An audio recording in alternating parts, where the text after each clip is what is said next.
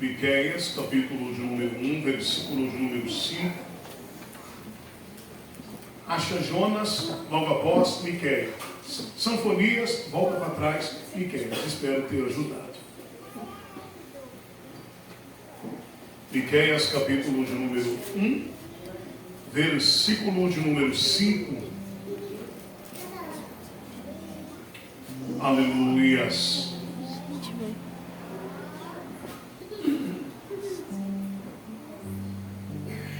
Quem achou, diga amém. Amém. Quem não achou, diga olha para a tela. Deixa eu ver falar escola bíblica dominical, já? Daqui a pouco eu falo. Miqueias, capítulo de número 1, versículo de número... Vamos ler o 4. Coloca o 4 para o texto, para o 5 dá contexto. O 4 diz assim: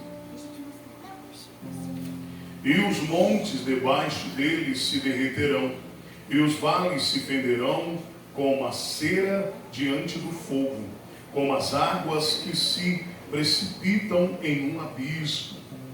O 5 diz, para terminar, tudo isso por causa da prevaricação. Repetirei a parte A só. Tudo isso por causa da prevaricação de Jacó e dos pecados da casa de Israel. Qual é a transgressão de Jacó? Não é Samaria? E quais os altos de Judá? Não é Jerusalém? E você diz amém? Amém. Podemos assentar, irmãos. Meus amados, haja vista, eu tenho certeza que eu não vou conseguir trazer tudo aquilo do qual nós temos diante desse texto, ainda mais que é um texto que pouquíssimas vezes, eu digo, na vida, eu só vi uma, no máximo duas, se me lembro, pessoas pregar sobre o texto de Miqueias, porque é um texto do qual você tem que ter uma examinatura bíblica para você entender que é um texto que fala sobre o juízo, é um texto que fala sobre a messiania, que fala sobre o Cristo messiânico, e também é um texto que fala sobre salvação. O profeta Miqueias, ele faz parte da galeria dos profetas menores. Quais são os profetas menores? Naum, Abacuque, Sanfonias, Obadias, Ageu, Joel. Observe que esses fazem parte, Zacarias, fazem parte dos profetas menores. Quem são os profetas maiores? Daniel, Ezequiel, Isaías, Jeremias. Observe que Samuel escreveu 2 volumes, livro de 1 Samuel e livro de 2 Samuel. Então, qual é a diferença dos profetas maiores para os profetas menores? A diferença aqui é que os profetas menores, guarde isso, eles profetizaram por curto período de tempo. Eles não profetizaram por um longo período de tempo. Eles profetizaram por curto período de tempo. Tanto pois que os seus livros são pequenos, porque eles profetizaram por curto período. Já os profetas maiores, assim como Jeremias, como Ezequiel, como Isaías, como Samuel, já profetizou por longo período de vida. Prova disso você vai ver pelos seus livros, que são maiores do que os livros dos profetas menores. Observamos também que temos que entender que todos os profetas, eles profetizaram aquilo que vinha da parte de Deus, que Deus mandava eles profetizar, ou Deus os impulsionava a profetizar. Mas todos os profetas profetizavam aquilo que era de Deus. E aqui falando do profeta Miqueias, que é um dos profetas menores, observe para você que já leu a Bíblia e já estudou, não basta somente ler sem estudar.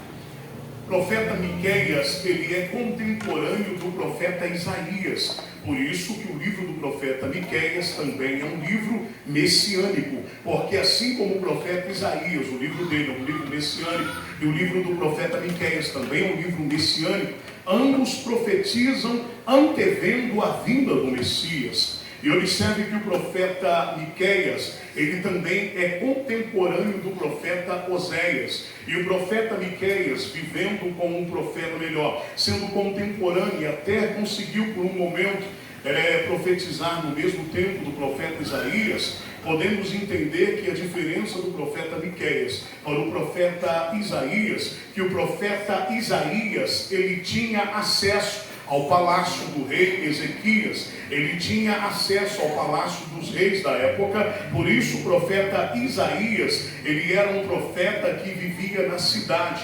Mas o profeta Miqueias não, já era um homem do campo, já era um homem rural, e ele não tinha acesso aos palácios, mas nem por isso Deus deixava de usar. Sendo assim, aqui temos o nosso Deus, agora usando a boca do profeta Miqueias para trazer ao povo uma palavra de repreensão, uma palavra de juízo e uma palavra de justiça. Por quê? Porque o pecado do povo, os erros do povo, chegou à narina de Deus. Então Deus se irou com este povo.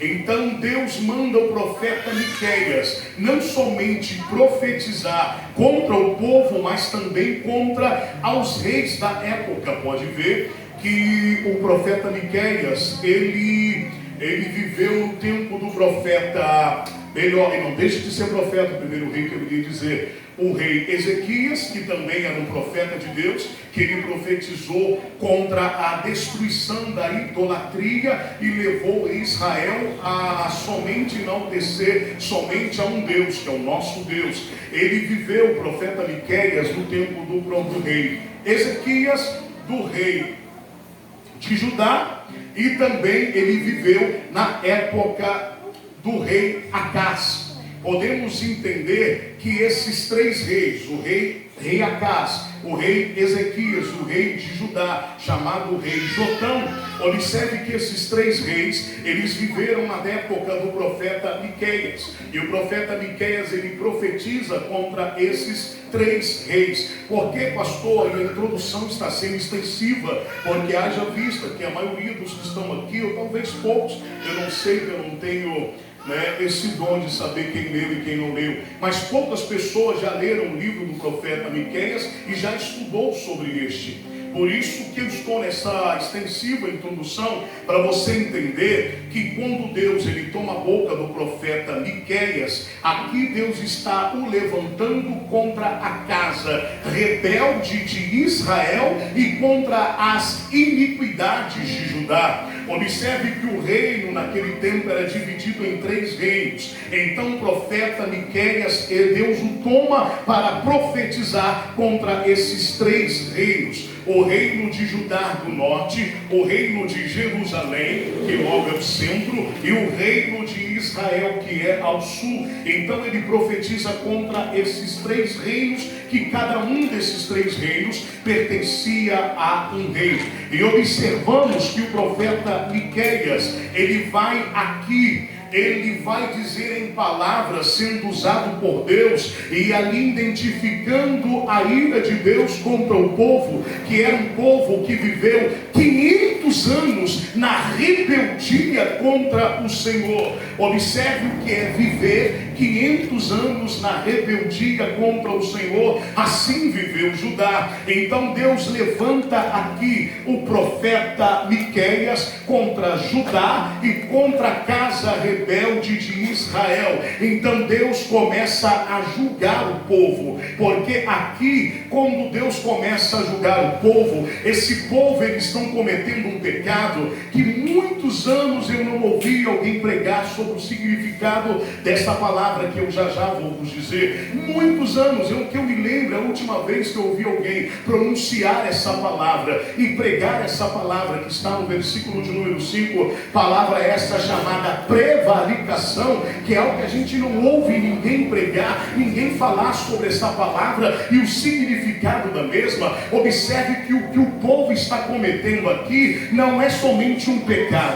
O que o povo está cometendo aqui não é somente uma iniquidade. O que o povo está cometendo aqui é uma prevaricação contra Deus. Eles estão prevaricando contra o Senhor. Já eu te explico essa palavra, que o horário não nos permite muito mais Pode ficar tranquilo que eu não vou deixar você sair daqui sem você pensar naquilo do qual Deus propôs para essa noite. Podemos entender que, eu repito e vos dizer, que o povo não está cometendo um pecado comum, eles não estão cometendo aqui uma iniquidade, eles estão cometendo aqui uma prevaricação. Observe que para mim explicar aos senhores o que é prevaricação, eu tenho que explicar aos senhores primeiro o que é pecado, o que é iniquidade, aí depois nós vamos a ter o que é prevaricação. Observe que pecado é aquele pecado que, quando Moisés, ele sendo não egípcio, mas ele sendo hebreu, mas sendo um príncipe egípcio,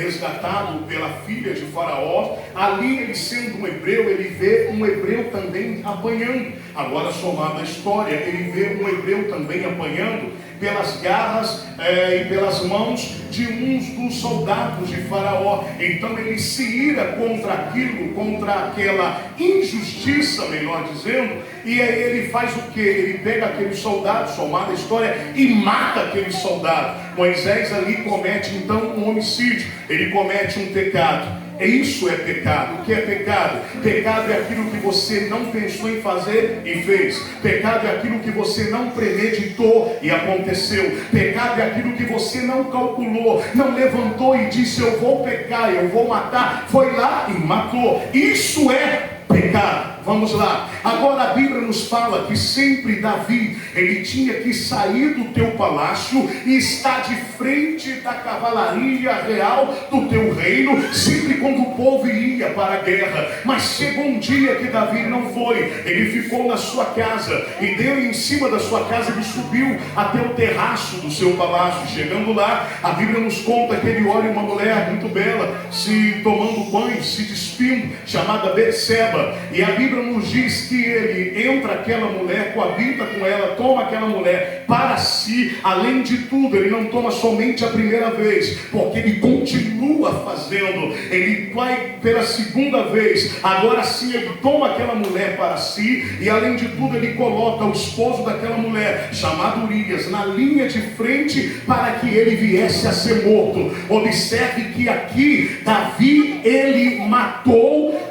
o homem chamado Urias, e aqui ele quis pegar para si a mulher daquele homem. Então aqui ele não cometeu pecado, aqui ele cometeu iniquidade. O que é iniquidade? É pecado de quem tem certeza daquilo que está fazendo. Observe que a iniquidade de Davi tem uma premeditação. Ele vai arquitetando. Ele poderia ter parado, mas ele não parou. Ele poderia ter evitado, ele não evitou. Ele planejou tudo nos mínimos detalhes, e aí ele veio a matar Urias e tomar para si essa mulher chamada Betseba. Então eu vos disse aqui, em vos explicar, que Davi aqui não está cometendo pecado, ele está cometendo algo mais forte, abominável aos olhos de Deus, uma iniquidade. Que iniquidade é pecado de quem tem consciência daquilo que está fazendo. E todo preço, todo salário, diz a Bíblia, não é o pastor Sérgio, o preço ou o salário do pecado é a morte.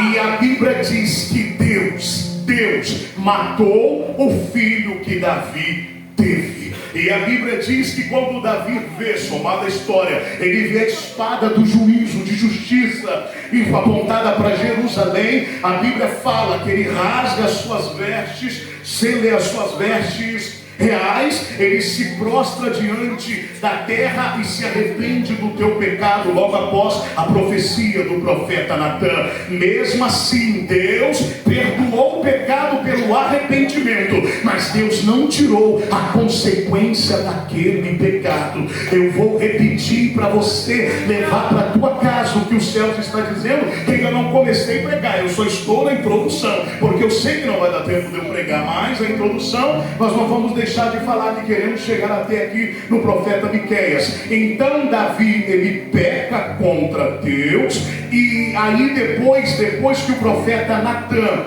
ele chega diante do rei Davi e diz: Davi, existe um homem que pegou uma mulher, uma ovelha de um homem que não não era rico, e esse homem que pegou ovelha, aí fala em parábolas, para Davi entender. Mesmo assim, Davi, a princípio, ele não entendeu. Por quê? Porque o pecado deixa a gente cego, mudo e surdo. Não vê que o erro vai levar a outro erro. Não ouve mais a voz de Deus para largar o erro, e não confessa diante de Deus o erro. Então aqui está Davi. Ele, depois de um tempo, depois que o profeta Natan disse para ele: tu é este homem que pecou. E aí a Bíblia diz que Davi, ele rasga as suas vestes reais, como eu disse, e se arrepende diante de Deus, e o anjo guarda a espada. Que espada é essa? É a espada que já aconteceu. Por quê? Porque pela espada Deus matou o filho que Davi teve com Betseba. Deus, ele perdoa os nossos pecados, mas ele não tira a consequência dele, para a gente não voltar a errar de novo. Tem gente que fala que o pecado é gostoso. Eu não vejo gostosura nisso, até porque numa hora dessa eu me lembro de Sansão, que estava comendo mel gostoso, porém coisa morta. Então não há gostosura nisso, porque pecado é pecado. Mas aqui Davi, como eu disse, ele não estava cometendo um pecado, ele estava cometendo uma iniquidade diante de Deus. Agora chegamos aqui aonde eu me ative a princípio, no livro do profeta Miqueias, aonde aqui ele está externando a ira de Deus contra o povo. E observe que nos versículos que lemos, foi o próprio Deus que saiu do céu, mas ele não desceu na terra, porque se ele desce na terra, ele destruiria toda a terra iria de ser dizimada só pela presença do teu poder, ainda mais com a força do teu poder. Então o texto nos diz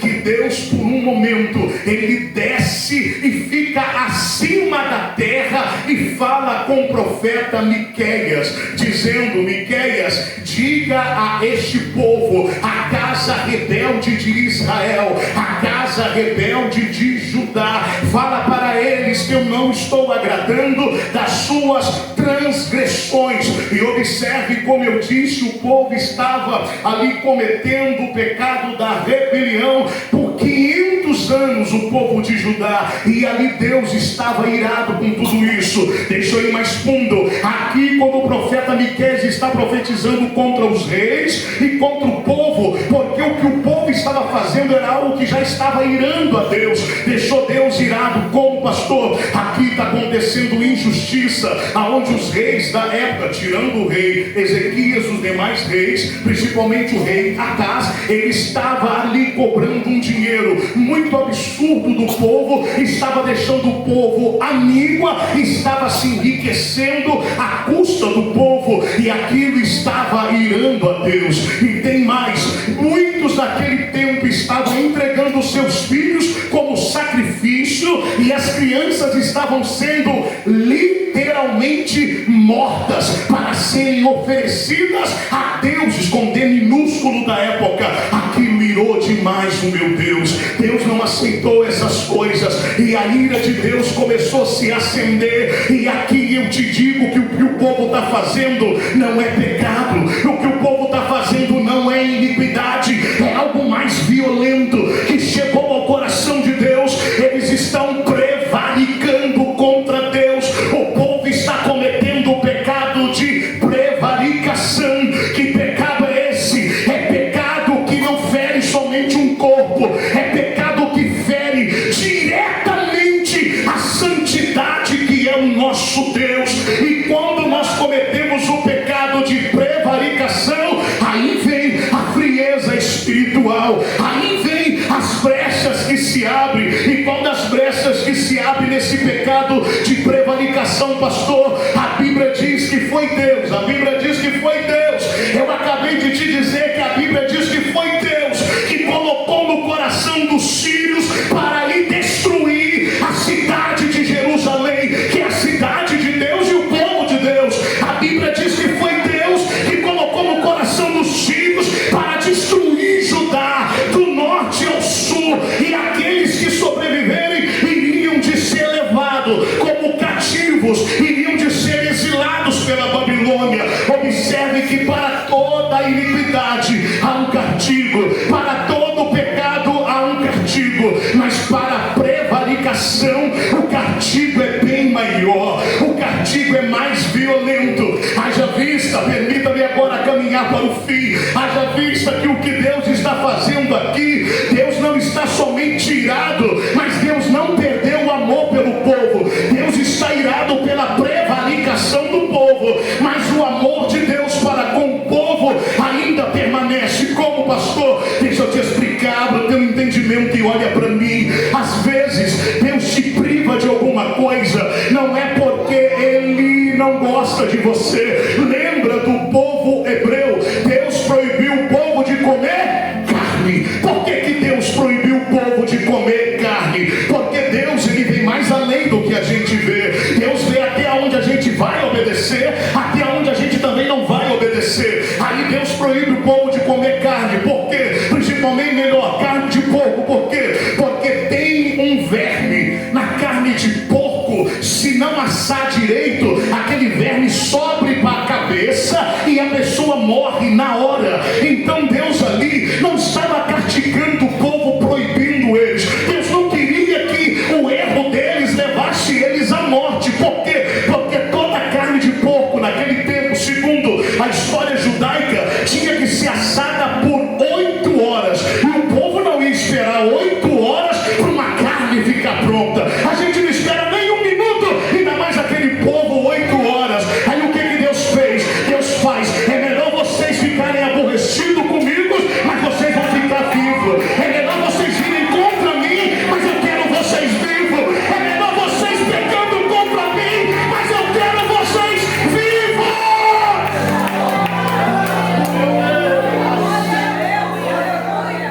Meu Deus, meu Deus, meu Deus, meu Deus. Porque existe detalhe na sua vida que Deus não te proíbe, simplesmente porque Ele não gosta de você. Ele não quer ver você morto espiritualmente, depois fisicamente. É o que aconteceu com esse povo. Deus sabia que eles não iriam de esperar 8 horas para uma carne de porco ficar assada. Deus sabia que eles iriam comer antes. Por Deus saber que eles iriam de comer antes, Deus fez o que? Deus proibiu. Porque tem gente que fala que ser crente é ruim, ser crente é chato, ser crente é cafona, ser crente é ruim, não pode nada. Que isso, irmãos? Ser crente é ter liberdade em Cristo.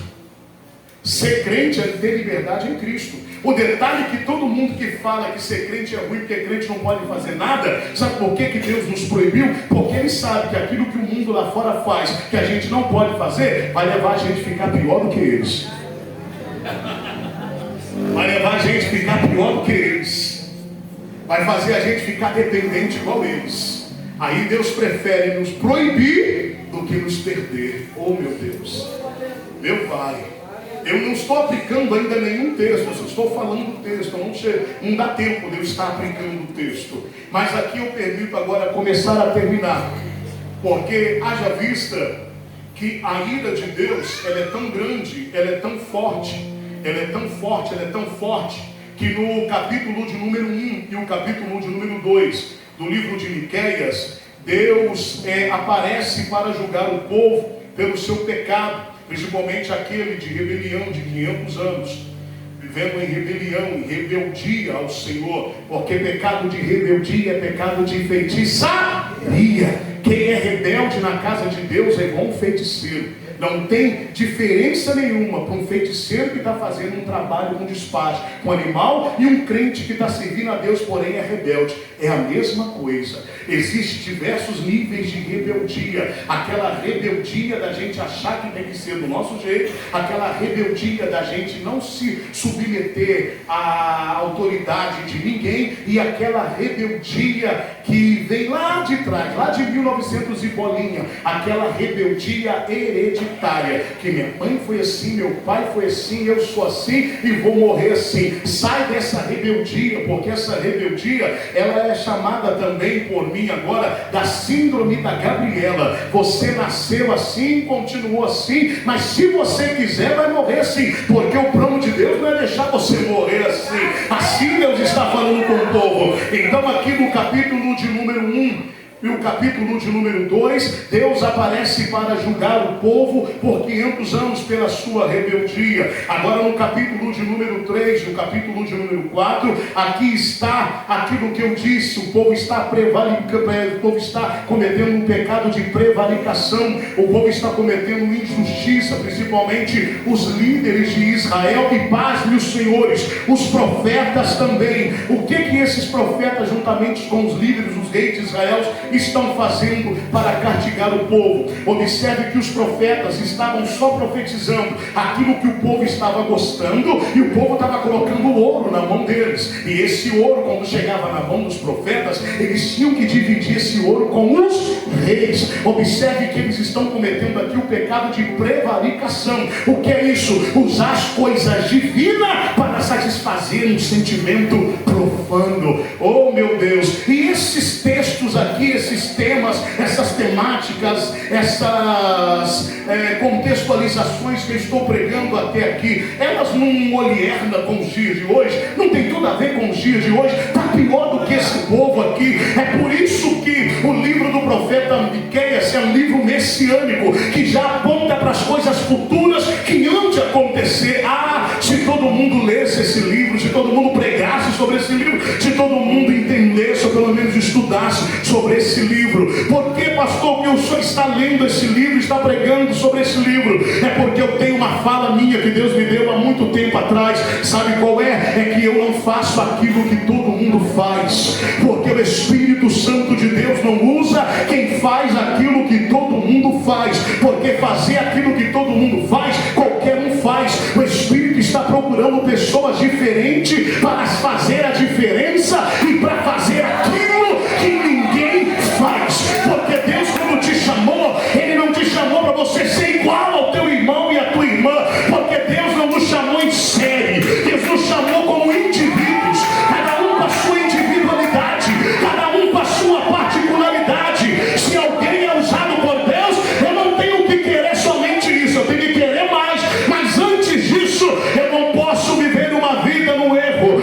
eu não posso viver no pecado, eu não posso viver na iniquidade, e muito menos viver uma vida de prevaricação diante do nosso Deus. E aqui eu começo a terminar de verdade, porque eu tenho que terminar esse texto aqui para você entender o que o céu quer nos dizer nesse momento. Então, do capítulo de número 3 ao capítulo de número 4, aqui nós temos a injustiça dos líderes de Israel, juntamente com os profetas, contra o povo e contra Deus. Eles estão cometendo uma vez mais o pecado de prevaricação. E observe que eles estão aqui prevaricando de uma maneira tão nojenta ao olhar de Deus, que eles estão pecando, segundo o profeta, contra a Torá. O que é a Torá? É a Bíblia da época, é a palavra de Deus da época, era a Torá, que para ler não era a Bíblia assim com várias folhas, como eu e você temos cada um exemplar da palavra de Deus, era manuscrito, era a Torá. Eles estavam pecando contra a Torá de Deus. E aqui eu te digo mais, o que, pastor? Que agora aqui no capítulo de número 4, no versículo de número 8 ao 13, aqui Deus está uma vez mais permitindo que os sírios prendem todos eles e levam eles exilados para a Babilônia. Pastor, até aqui eu entendi o que é pecado, eu entendi o que é iniquidade, eu entendi o que é prevaricação, perfeito. Mas vamos lá, aonde é que está o amor de Deus nisso? Deixa eu te dizer uma coisa: tudo que Deus está permitindo acontecer com o povo aqui, é que Deus queria restaurar a aliança que o povo perdeu com Ele. Tudo que Deus queria, com tudo que Ele permitiu, com isso Deus queria restaurar a aliança que o povo perdeu para com Ele. Observe, eu não estou falando aqui de construção, eu não estou falando de reconstrução, eu estou falando aqui de restauração. Restauração é diferente do que construção. Restauração é diferente do que reconstruir algo novo. Não, eu estou falando de restauração.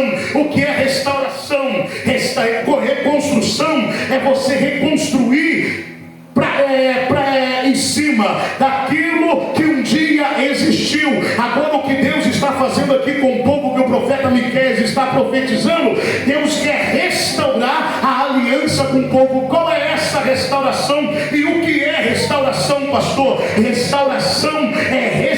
restaurar aquilo que ficou, mas apagou. Restauração é restaurar a chama que um dia estava acesa e se apagou. Restauração é restaurar aquilo que Satanás tentou tirar, mas não tirou, e Deus deixou continuar na minha e na tua vida. Sabe o que Deus está dizendo aqui nesta noite? Hoje é noite de eu restaurar a comunhão contigo de novo. Eu tive que enviar os cílios sobre a tua vida. Eu tive que enviar até as trevas para você acordar, porque eu queria que você chegasse a esse entendimento que temos que restaurar a aliança com Ele de novo. Temos que restaurar o dom que Ele colocou na nossa vida. Temos que restaurar aquela unção, aquele prazer de dobrar o joelho e orar para o Senhor. Restaurar aquele desejo de subir no monte, aquele desejo de fazer jejum. Deus está dizendo: não é para a morte, ó Israel, é para restaurar a comunhão de novo.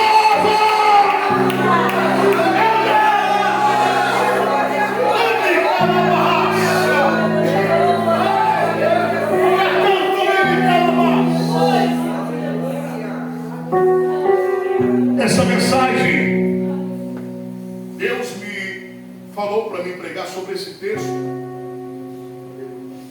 quando nessa semana eu estava em minha casa e Deus me deu 3 revelações.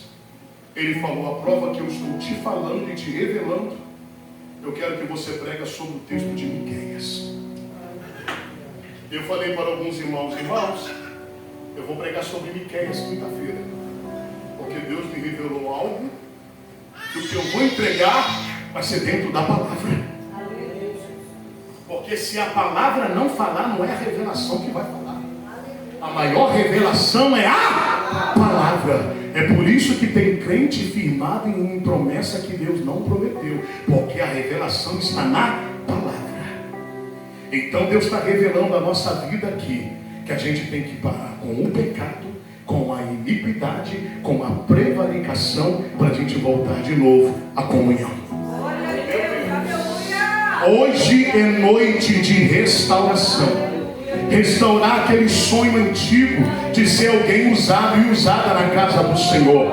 Restaurar aquele desejo antigo de ser um obreiro, vírgula, um excelente, porque obreiro qualquer um pode ser, mas excelente é poucos que conseguem ser um obreiro excelente na casa do Senhor, ser uma pessoa de destaque na obra do Senhor, ao ponto de dizer: eis-me aqui, envia-me a mim, porque eu estou disponível para te servir. Deus está dizendo: tudo que aconteceu contigo, Ele estava no controle de tudo. Mesmo às vezes que você achou que estava sozinha ou sozinho, eu estava lá contigo. O Satanás até te tocou, mas te tocou até onde eu deixei. Só tocou e tirou até onde eu permiti. Mas chegou um momento que eu falei: Satanás, daqui você não passa, daqui você não passa. Ele é meu, ele é minha.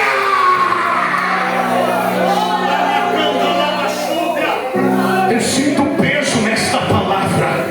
Eu sinto temor e tremor nesta palavra, porque essa palavra aqui está vindo como alvará, que Deus está restaurando e desaprisionando alguém que até hoje estava na mão do pecado, até hoje estava na mão da injustiça, até hoje estava na mão da carne, mas chegou o dia de ser restaurado hoje, para voltar para a santa, única e poderosa mão de Deus.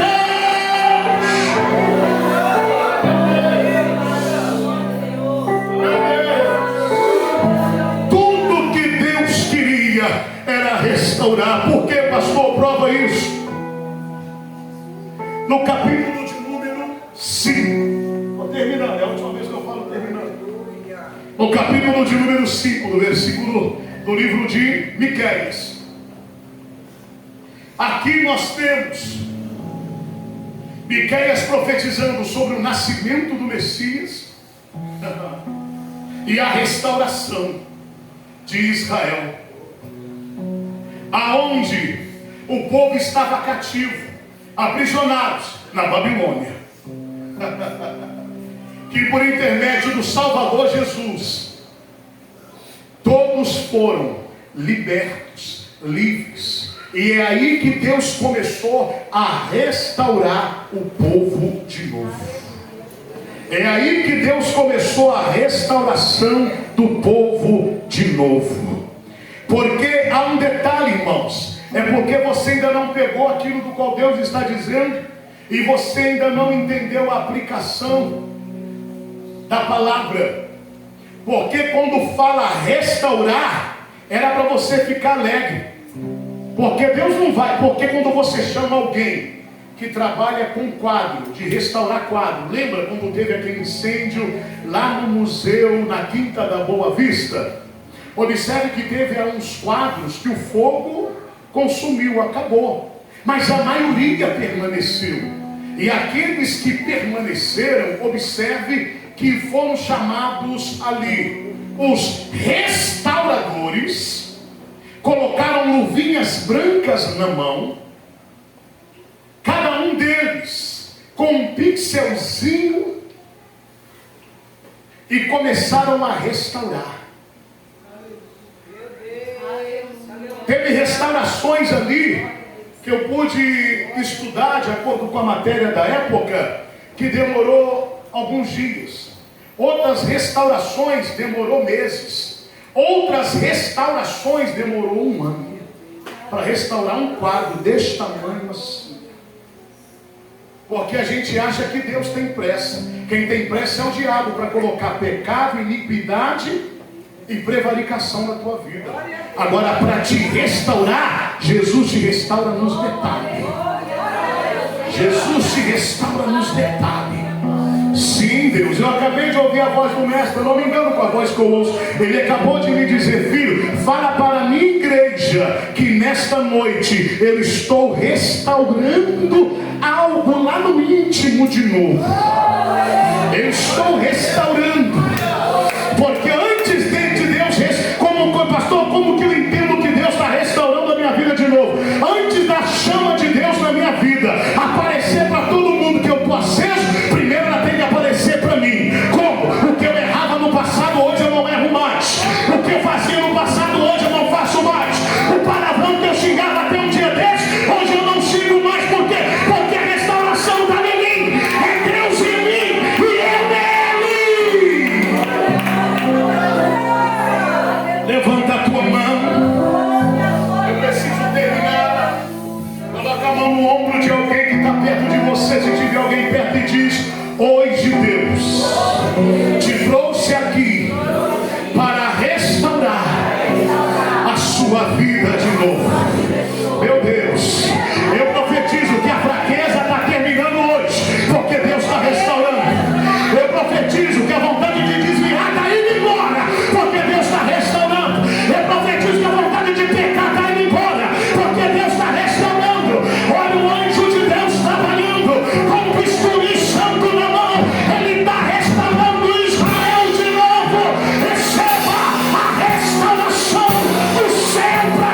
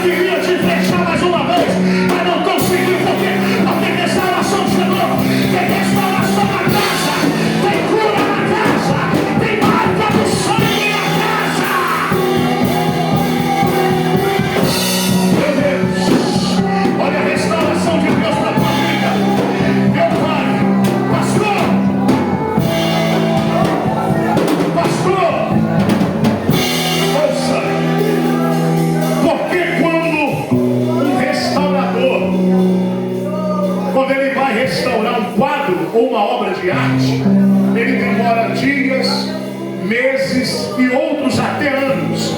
Sabe por quê? Porque para o que Deus tem para fazer na tua vida, nenhuma sujeira de Satanás pode ficar. Tem que limpar tudo. Tem que limpar tudo. Tem que tirar toda a sujeira, comportamento, pensamento estranho. Tem que restaurar tudo. Meu Deus, palavra canta, chuva, calabácia. Deus está restaurando. Deus está restaurando. Não fica assustado não, você vem atrás não. É a palavra que faz, não é a revelação. É a palavra. É a palavra. É a palavra que está indo ali, ó. É a palavra que está em campo. A palavra tem poder de revelar o que está escondido. É a palavra.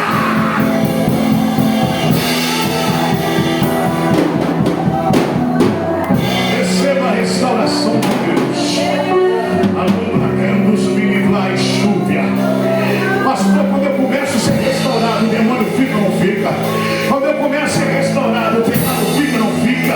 Quando eu começo a ser restaurado, os comportamentos que me faziam quebrar aliança com Deus fica não, eles desaparecem. Sabe por quê? Porque nós abrimos o coração, é o caminho da restauração.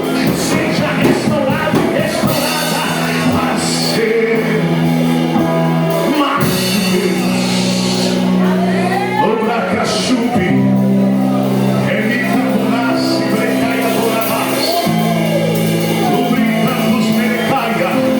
Olha a palavra que tem que está surgindo efeito. Você nunca ouviu na internet, não tem palavra como essa não. Não, na internet tem um copiando o outro, mas quem é restaurado por Cristo copia o Espírito Santo. Coloca a mão sobre o teu coração que eu vou orar por você.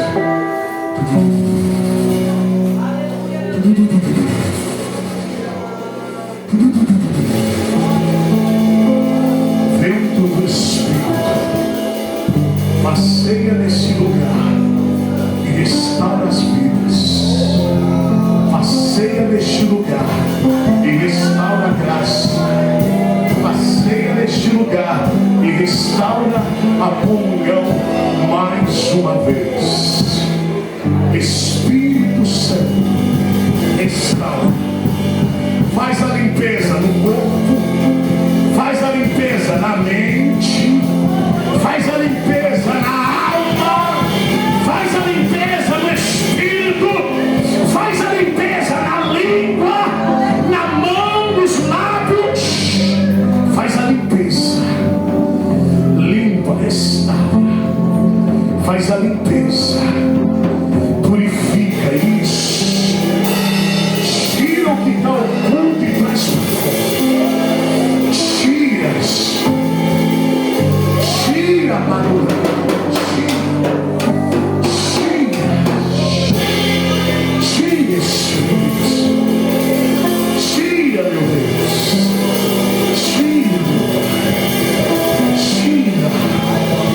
Tira, meu Deus. Tira, mestre. O oculto não pode continuar. Limpa, meu Deus. Limpa, meu Pai. Nossas vidas precisam ser restauradas pela força do teu poder.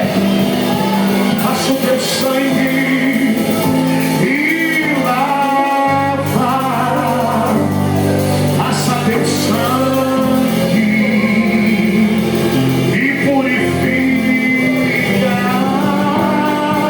Passa teu sangue e restaura com teu poder, pelo teu agir. Toca agora.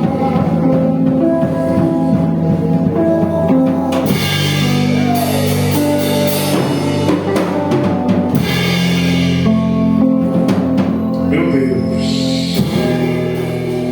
meu Deus, desde quando enterrando coisa lá de trás, coisas que você não comprou por aqui, para ninguém. Opa, olha ele desenterrando.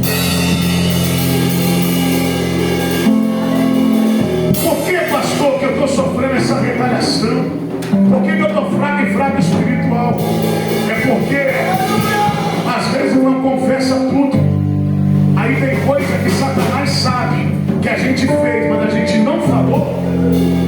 E aí por isso ele entra na brecha que está aberta. E jogou tudo, mas a brecha está fechando. Olha como o anjo está desenterrando o nome de 3 pessoas. Olha como enxuta bravo. Olha aí. Meu Deus. Meu Pai. Meu Deus. Assim diz o céu ao meu ouvido. Filho, fala para mim, igreja, que aquele terreiro de macumba está tomando prejuízo hoje. Porque tem coisa que está acontecendo na vida de alguém aqui que não é carnal, é espiritual. E o céu restaura.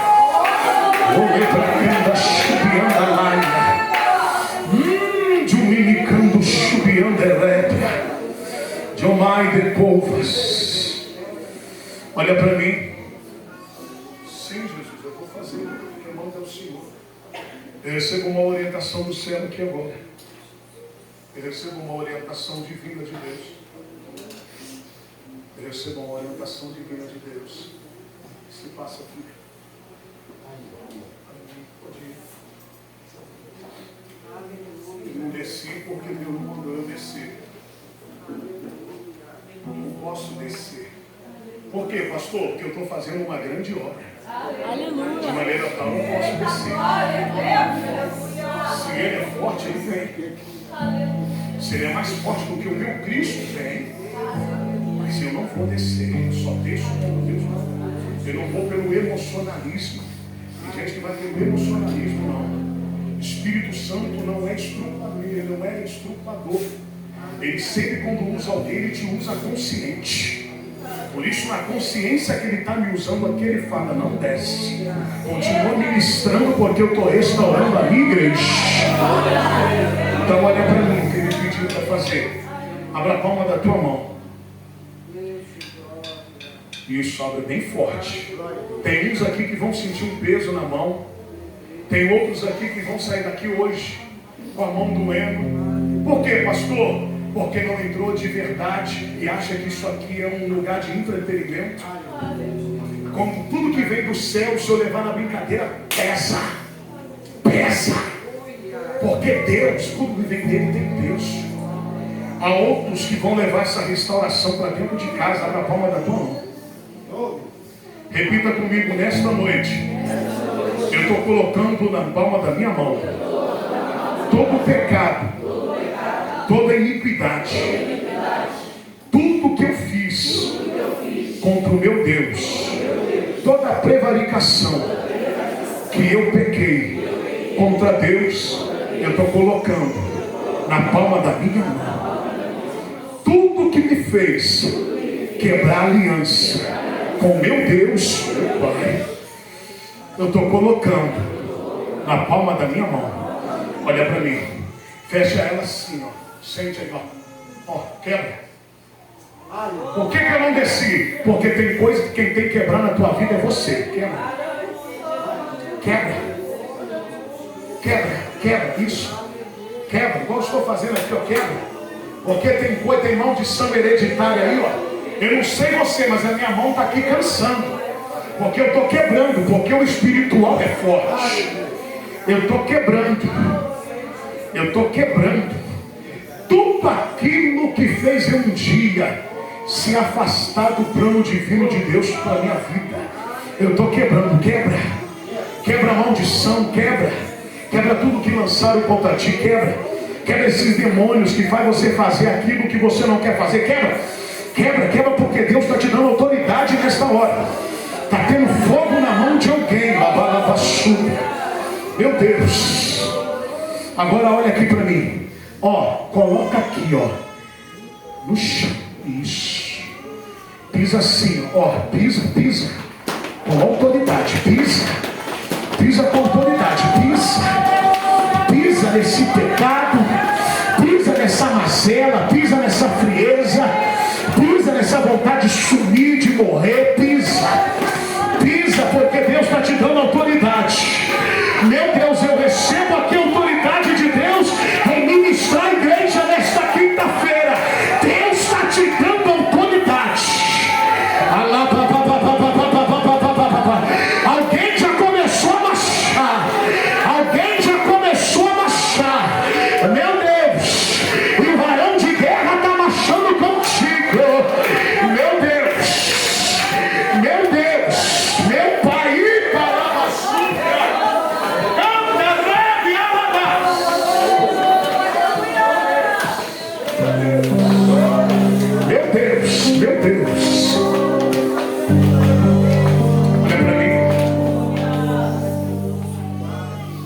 casa de Deus. É sério. Alguém que quando eu falei sentiu um peso na mão? Levanta a mão quem sentiu um peso na mão. Isso. Um peso na mão, isso. Alguém que sentiu a mão ficando quente? É. Sentiu? Alguém que sentiu um arrepio quando estava fazendo? Sentiu algo no corpo? Sentiu? Sim. Pastor, por que com cada um? O senhor está perguntando uma coisa. Com cada um de nós, o Espírito Santo trabalha de um jeito numa área. Com cada um de nós. Eu perguntei porque aqui eu não brinco com a fé de ninguém. Aqui as coisas têm que ser reais. Tem que ser mostrada. Evangelho é transparência. Então, pelo poder que há no sangue do meu Jesus, como ungido de Deus, usado pelo sangue do Cristo, que me confiou essa palavra, eu declaro sobre a tua vida, que essas retaliações, essas mazelas do inferno, para a tua vida, nunca mais.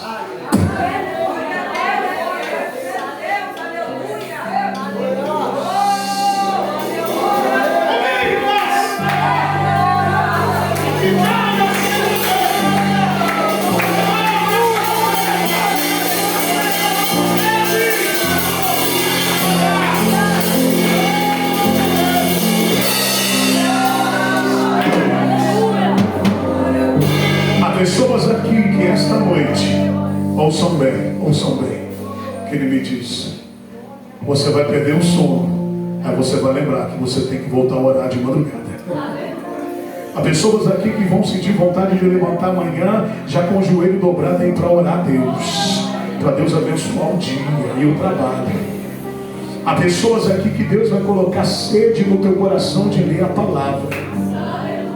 Há pessoas aqui, diz bem, grava bem os rostos que estão aqui, porque eu não esqueço daquilo do qual Deus fala. Há pessoas aqui que nunca tiveram oportunidade para cantar um hino aqui em cima. Deus está afinando a voz hoje. Aleluia! E dentro de muito em breve eu vou ser revelado. Deus vai me revelar para me te dar uma oportunidade. Cuidar. Que nada que Deus me deu no altar até hoje, desde a idade de 14 anos, caiu por terra. Cuida que hoje Deus está marcando muitas histórias. Senta aplaudindo o nome de Deus.